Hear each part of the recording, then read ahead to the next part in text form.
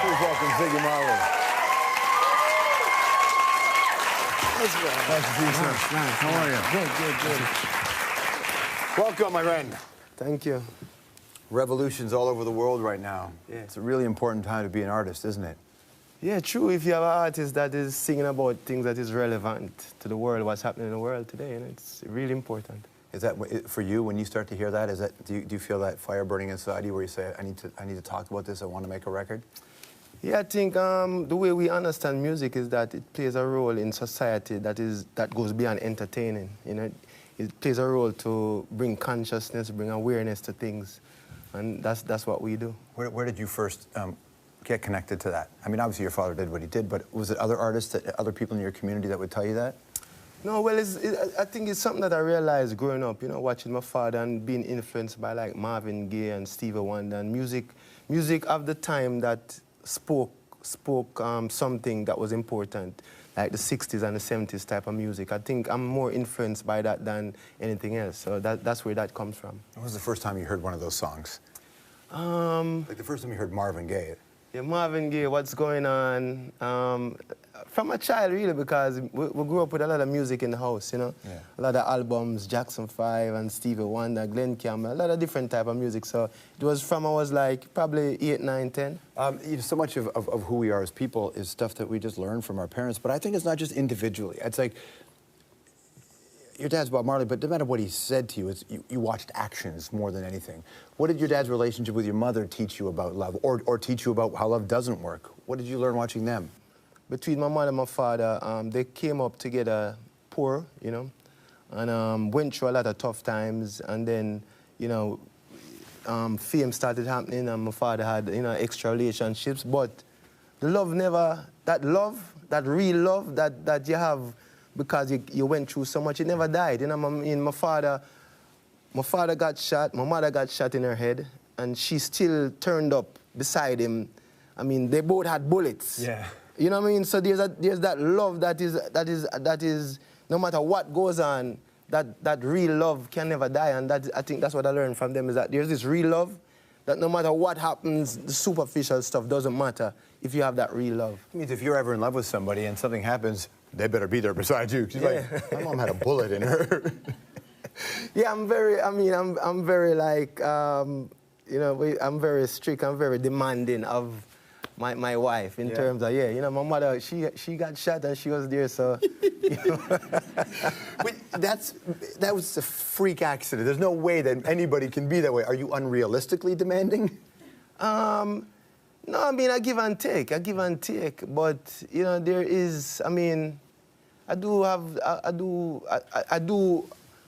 demand love. When you walk in and make a record, I'm always excited when you have a record, you and Damien have records that have just been able to do things that a lot of people didn't think were possible, because there's a lot of pressure to be the son of anybody famous.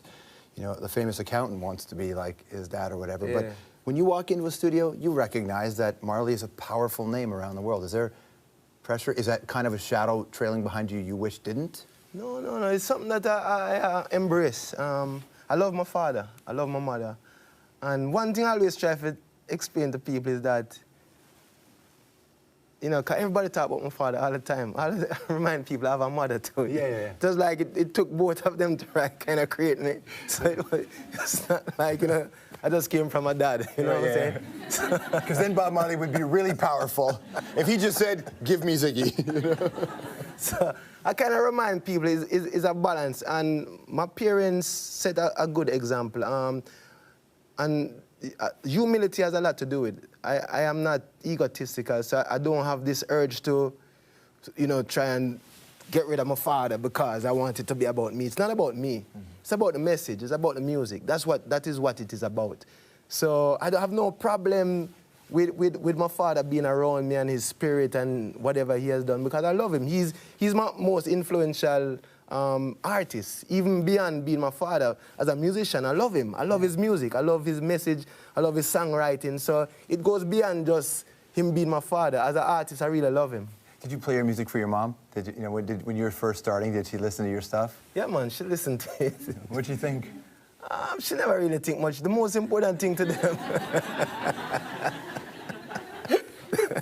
yeah, the most important thing to mommy and stuff was school, you know. The music thing was like, whatever, get a good education, you know, that's the most important thing. That's amazing.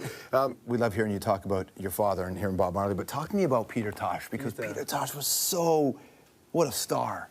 Yeah, Peter was a very interesting person, you know, as growing up, he came around us all the time, you know. He used to ride his unicycle and the karate and things, but out of the three of them, out of Bob, Peter, and Bunny, Peter was the most militant, revolutionary, the tough, like, I mean, he would get into fights with the police on a regular basis in Jamaica, you know, and he would smoke. He does smoke anywhere, anytime, you know, it never mattered to him. So he was a real revolutionary, but he took it to the edge, you know, very, very strong, very militant. On this record, it opens with a track with you. I mean, obviously the Marley name, but you're famous for blazing, and so you even have a comic which is Marijuana Man. Yeah. What could be even funnier is when you put the record on, the very first song features Woody Harrelson, the other most famous weed smoker. You know, were you guys just one night getting lit and someone said, let's make a song? Yeah. Is that it? Woody's a good friend, you know, he's a family friend. And we share ideas, you know. We always, whenever we're in that conscious zone, you know, with so much philosophy, so much, you know. So I was working on the song and he came over and I was like, come with him, man, you got to sing. Yeah. And he started writing some stuff and we just did it together like that, you know. That's got to be fun. Yeah, man. Tell me about Marijuana Man. Ziggy Marley's Marijuana Man, which is basically, it's your graphic novel. This came from me wanting to, you know, put the idea of marijuana and cannabis in general in a different view, in a different light, not a villain. This plant is not a villain. It's not an evil plant. Yeah. This plant is actually a hero. I